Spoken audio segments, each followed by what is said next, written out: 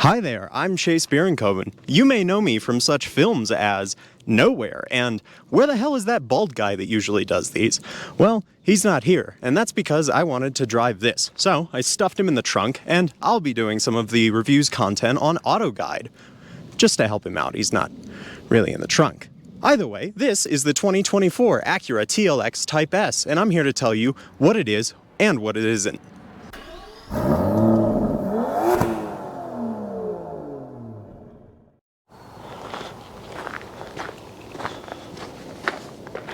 So I figure the best place to start is with what's new. This has been around for a little while, 2021 if I remember correctly. Now Acura has finally done a mid-cycle facelift of this car, which means there's some new things to go over, and we'll kind of just approach them as we get to them. Now what you need to know in broad strokes is that that means some enhanced, in Acura's words, styling, some new tech, and a quieter cabin. There's also some new colors, like this urban gray pearl, which is kind of a ripoff of BMW and Toyota's Dravit gray and whatever the Toyota equivalent is called. It's gray paint, and it's got some gold flake in it to match these cool gold wheels. Now, there's also some other things that you need to know, like what powers this, so we're gonna get into that too. Now, let's start with what's under the hood, because this is kind of what makes the Type S. You see, most TLXs don't have this engine, and that engine is, drumroll everybody, a turbocharged 355 horsepower V6 engine. Now, forgive the traffic.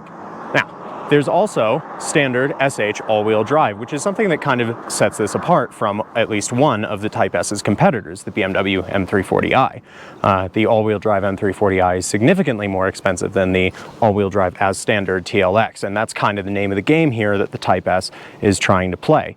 It's trying to undercut both the Audi S4, which is significantly closer in price, and the much more expensive BMW M340i. And we'll get to why those competitors are and are not good alternatives, a little bit later in the video. For now, let's keep it with the powertrain. This is paired to, rather, a 10-speed automatic transmission, and there are some other unique Type S upgrades. That comes to a set of unique 20-inch bronze wheels with some nice big Brembo brakes and some unique fascias, which we'll throw some B-roll in of here, so long as I remember while I'm editing. And in back, there's also a unique fascia and some styling updates for the 2024 model year. Now, the Type S's main competitors are, as you might have already guessed, the Audi S4 and the BMW M340i. Now, the S4 starts at $55,000, whereas the all-wheel drive M340i starts at $62,000. There is a cheaper rear-wheel drive version, but it seems fair to Acura to give the higher price point for the M340i, considering that this is all-wheel drive as standard. Now, with that in mind, dimensionally, all of these cars are roughly the same. They're within a few inches of each other, and they're within a few cubic feet in terms of cargo space as well. The biggest differences that you're going to find are in back with legroom and in terms of technology, which we'll get to in the interior segment.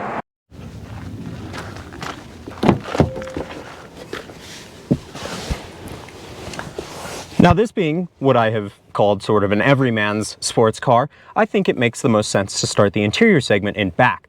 And let's start that with legroom. Now, I have positioned the passenger seat, the front passenger seat, about where I would sit, and it's about level with the driver's seat, which is obviously where I also sit. This car did not drive itself up here. And as you can see, I have some pretty solid legroom.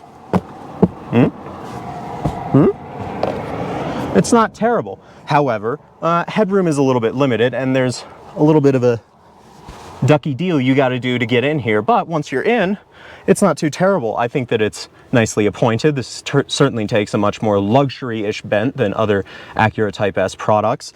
And I think overall the materials quality back here is really nice. You have these nice those might be plastic and or maybe metal speaker vents. There's some nice stitched leather on the door panel, and the seat material is exactly the same as you'll find up front. It's red leather in this case with some nice black Alcantara inserts. Now, as far as amenities go back here, it's kind of a mixed bag. There's no 4-zone climate control, which is something of a rarity in this segment, so I think we can let that one go. There's 2 USB-C ports down here for charging your stuff, and a nice little armrest for me to, well, rest my arm on. Now, that's really about it, and frankly that's about all this needs to do. This is not some continent-crushing luxury cruiser, and having some decent equipment in the back seat and having it be a comfortable place to spend some time is really just about all you'd need.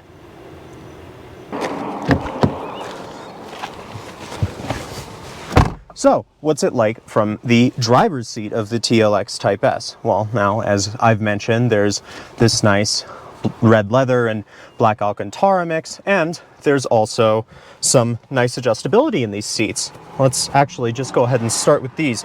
They're reasonably comfortable, but I do have some gripes. Now, this is more of a touring-ish focused car than the slightly cheaper Integra Type-S, but there is a problem. Now, it's hard to convey, but there's just not a lot of lip here. Well, your legs don't really have any support, and this is supposed to be the sporty one. I want support. Now, to hand it to Acura, they do have some adjustable bolsters right here, which hug you pretty darn tight. I have good room, and body sizes of all types and weights and heights will fit in here pretty comfortably, but I want support. The Integra Type-S's seats are some of the best in the business. Actually, I'd argue that they are the best on this side of the pricing spectrum. They're better than the M340i's seats, and they're better than the S4 seats. And these, in contrast, just feel like kind of a letdown. I suppose the trade-off is having ventilated seats, which is pretty nice. There's also an automatic function, which works okay. The car can tell I'm nervous and hot and sweaty because I have to be on camera, and the ventilated seats are on. Now, let's also move on to infotainment now that we're in here. There are two 12.3-inch screens. The digital one in the center gauge cluster is the newest trick, and the digital cluster is, well, it's really just okay, which kind of sets the tone for the infotainment.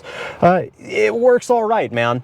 You know, there's some decent customization. I can use this mouse wheel on the right-hand side of the steering wheel to kind of scroll through some different things. Tire pressures, all-wheel drive split, there's a G meter, in addition to some more standard things. There's a compass, oil life.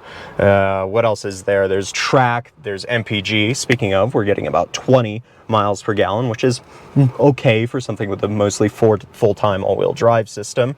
And then on the left, I can control track, volume, things like that.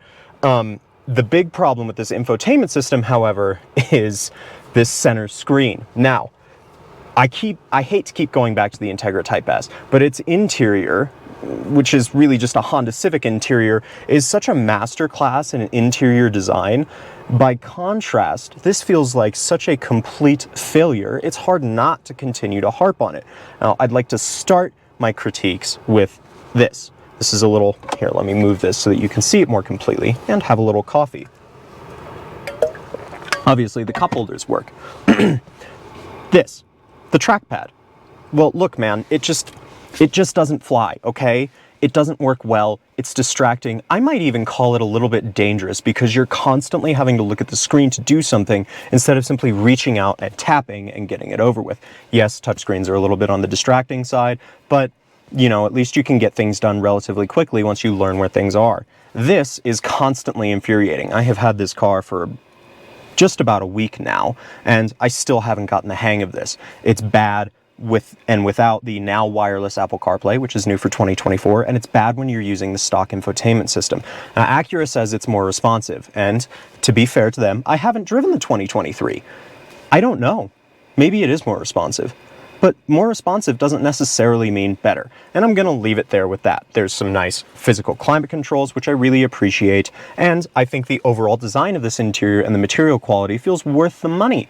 As I mentioned in the back seat segment, there's some nice stitching, there's some faux plasticky metally stuff on the speaker vents and on the center console trim. The steering wheel feels nice in my hands. There's some contrasting stitching there. It all feels very sporty and well put together. I actually quite like the interior space, seats, and infotainment notwithstanding.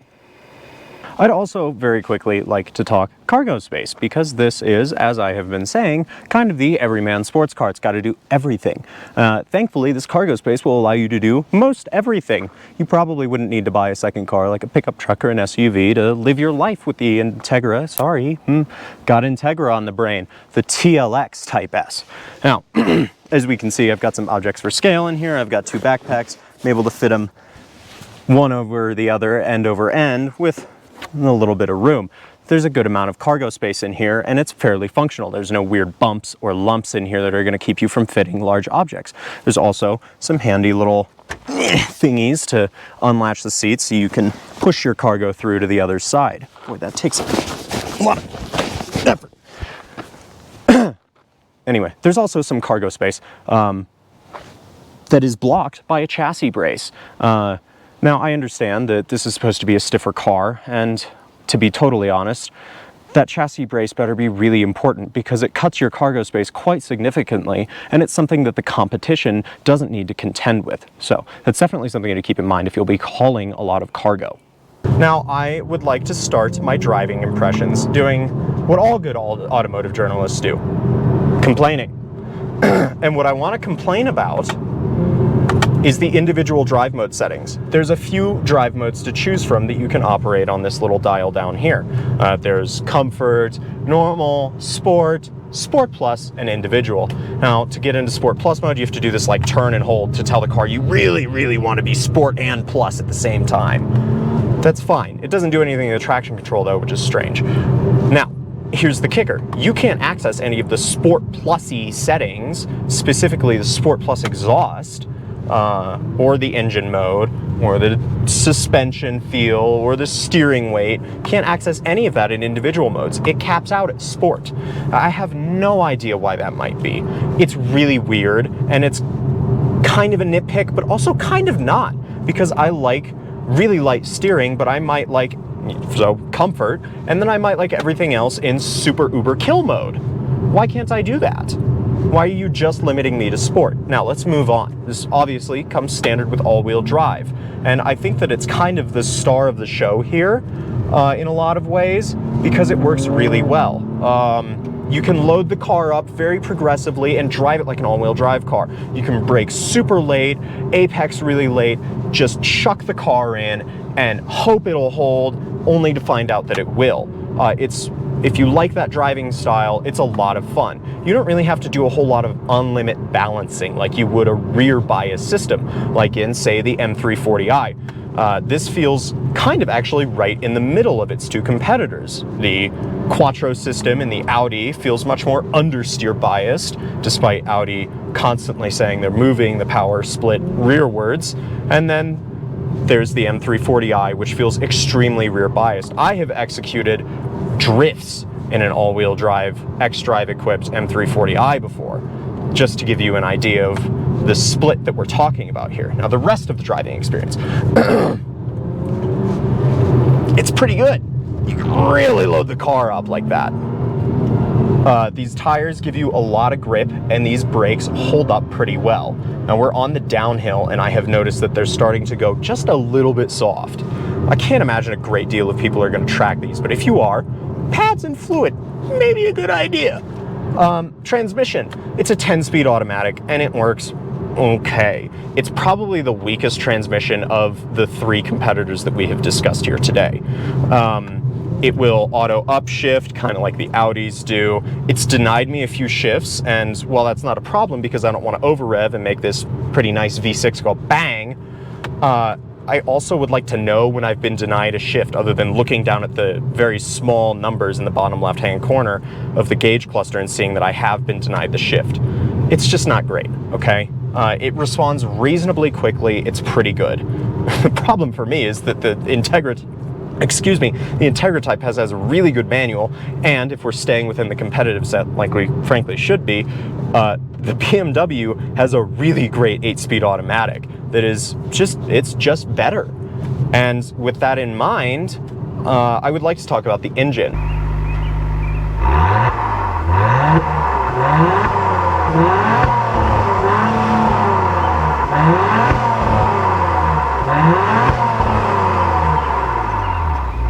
I think it's okay. I like it better than the V6 and the S4.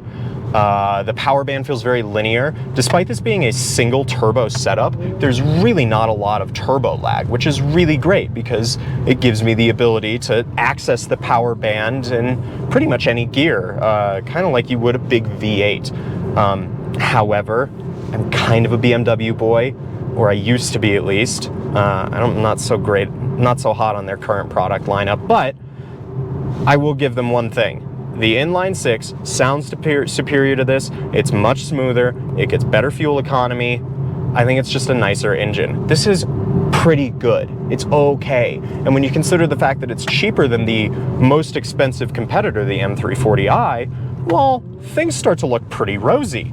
Now, let's test the turning radius. It's pretty good. It's not terrible.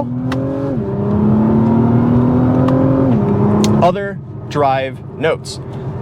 Cruising, right? This is also supposed to be kind of that split personality, everything car. Does it do everything well? Well, yeah, actually, I'd argue it does commuting better than it does sporty driving. That's kind of the split here, and that's Acura's intent, is that this is supposed to be a little bit more streetable. And it is. It's about 45 minutes on the highway to get up here, and it's perfectly comfortable. There is one exception. There's quite a lot of tire noise.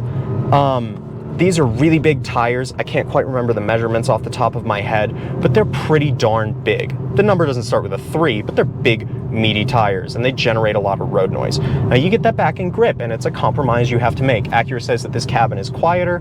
I'd have to drive a 2023. It's still a pretty noisy cabin. I'm willing to wager that if we got a decibel-o-meter out and we had the S4 and the M340i here, I kind of think those two would be a little quieter. But hey, maybe this is lighter. It's all about trade-offs. The tech in here is pretty good, aside from the abhorrent infotainment situation. The adaptive cruise control works very well. It picks up cars merging into and out of your lane better than almost any system I've used, other than some of the level 3 hands-free stuff. It's really good at recognizing stuff coming into the lanes.